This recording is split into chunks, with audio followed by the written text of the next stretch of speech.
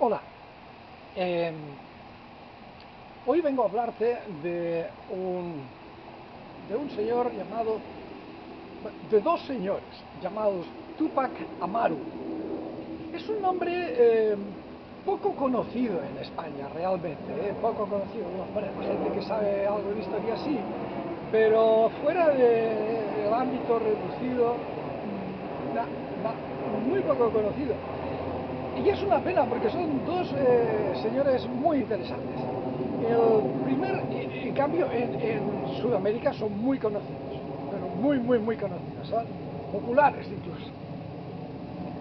El primer Tupac Amaru fue, de hecho, eh, el último emperador inca, el último, eh, el último de la serie, por decir así, dinástica, ¿no?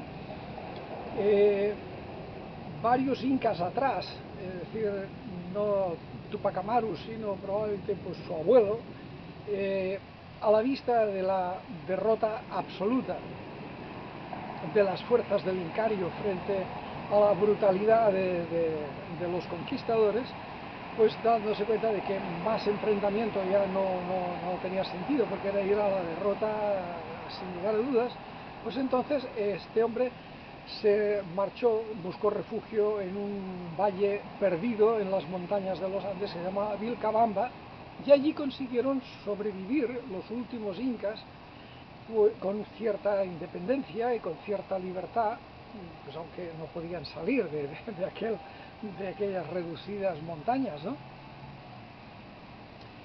Finalmente, pues un día los españoles dijeron, ya está bien, vamos a por ellos, y nos los cargamos y listo, y fueron a por ellos, y lo agarraron al último Tupac Amaru, lo agarraron vivo, lo llevaron a la plaza del Cuzco, y allí, delante de una multitud de indios, para que sirviera de escarmiento y de ejemplo para siempre, le cortaron la cabeza. Los cronistas coinciden todos en afirmar que los lamentos, los aullidos de los indígenas presentes fueron estremecedores, fueron algo realmente sobrecogedor, algo que no se lo esperaban, ¿no? Es decir, porque simplemente, oye, pues mira, matar a otro fulano más, ¿no? Es que para ellos ver muerto ya al último Inca, ya no hay más, ya no quedan esperanzas, significaba que se les acababa el mundo, es decir, se acabó, es decir, ya ahora sí que esto ya no tiene solución por ningún lado. Fue terrible. Bien, esto ocurrió, bueno, pues en 1571.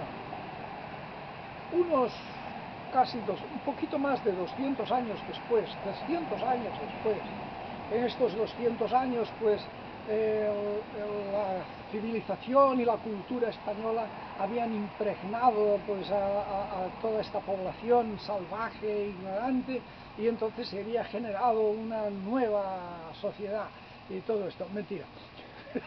Mentira. Entonces esta es la mentira de los nacionalistas. Vamos a ver qué es lo que pasó, y el que nos va a demostrar qué es lo que pasó es Tupac Amaru II.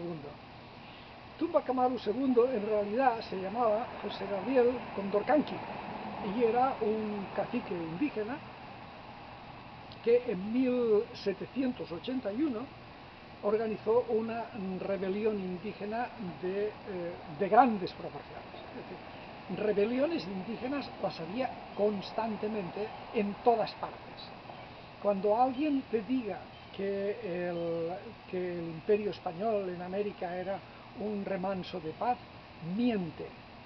O por ignorancia, entonces no sería mentira, sino sería error, o porque te quiere engañar, y entonces sí que es una mentira. Pero no es verdad. Las sublevaciones indígenas son constantes, desde la Patagonia hasta California, constantes. Los españoles, los castellanos y los criollos tenían que vivir en estado constante de alerta, porque el nivel de opresión, de brutalidad y de injusticia contra el pueblo indígena era de dimensiones apocalípticas. Y esto fue lo que demostró el señor José Gabriel Condorcanqui, que no era un cualquiera, que se había educado con los jesuitas, que probablemente había sido bautizado y había recibido toda la doctrina posible que te puedas imaginar, y era capaz de recitar montones de oraciones en latín y etcétera, etcétera, lo que tú quieras, y que seguramente había asistido a montones de misas y de viacrucis y de procesiones y de tedeums. Bueno, pues ese señor en un momento determinado se plantó delante de los indígenas y dijo: yo soy el sucesor de Túpac Amaru, yo soy Túpac Amaru II. Casi con toda seguridad que era mentira, es decir, porque se acabó, los incas se habían acabado, ¿no? Pero todavía estaba tan vivo todo, después de 200 años, todavía los indígenas tenían tan vivamente presente la derrota y la humillación que estaban viviendo minuto a minuto por la brutalidad de las injusticias que les hacían, por las burlas que les hacían, por los castigos que recibían, por el hambre que pasaban, por el odio que les tenían, era tanto que al final la gente decidió creer que realmente el Inca había vuelto y que Túpac Amaru II era eso, un enviado de los dioses, porque el Inca era casi una divinidad, casi. Entonces, ante esta voz se juntaron miles y miles de indios en todas partes, y en Bolivia y en todos sitios, muchos de ellos fuera siquiera del liderazgo inmediato de Túpac Amaru. Pero todos, como quien dice, la señal de rebelión se prendió, como si fuera el fuego en una tierra seca.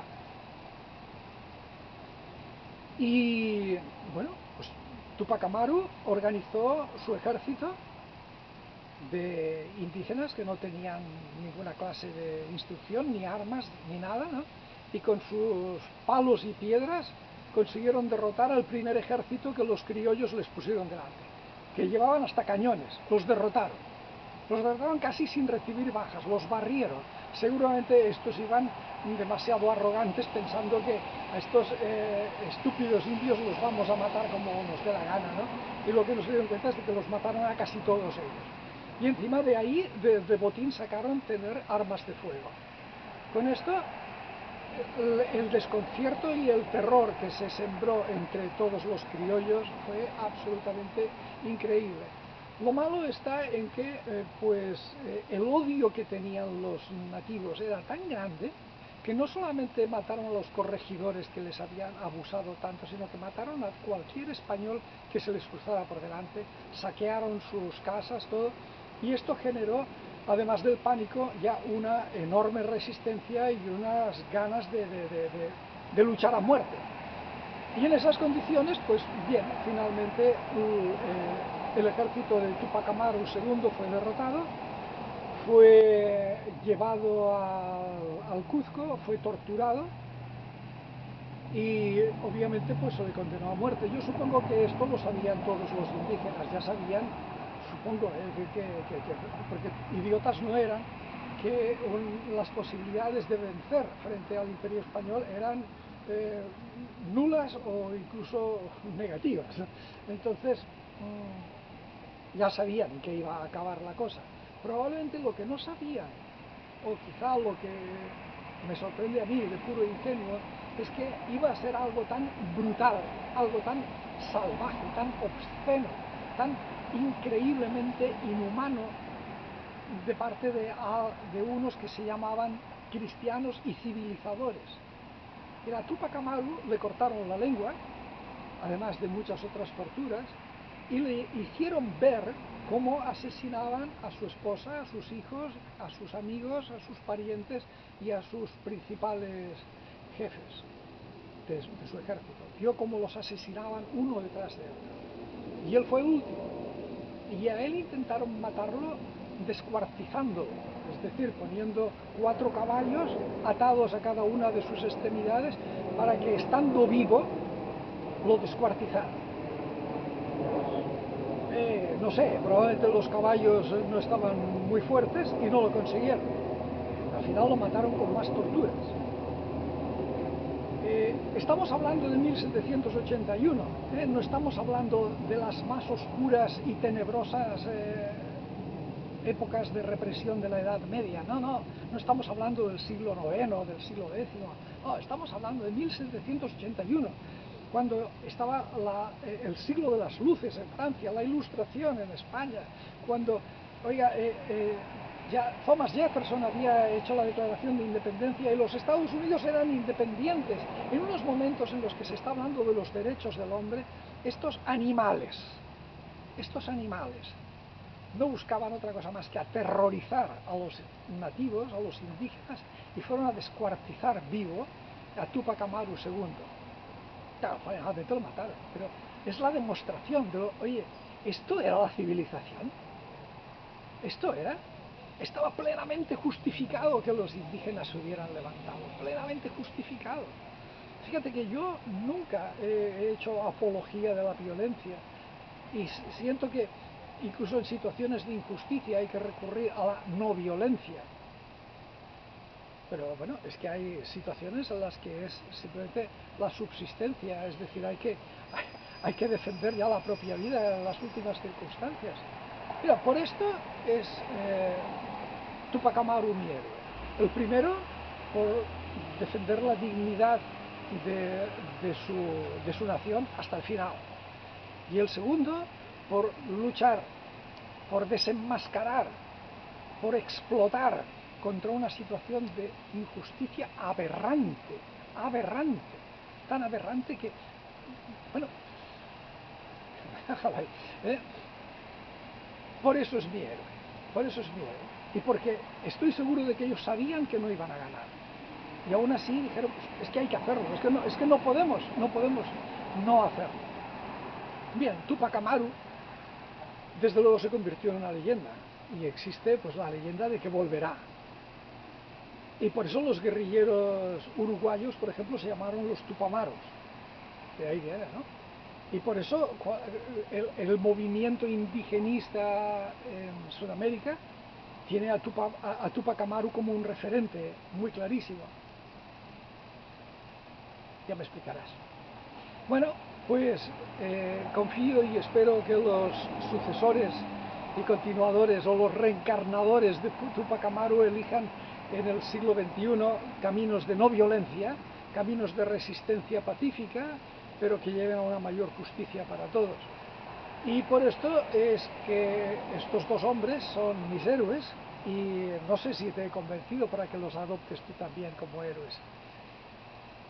Me gustaría pensar que sí. Cuídate mucho y hasta pronto, seguiremos hablando.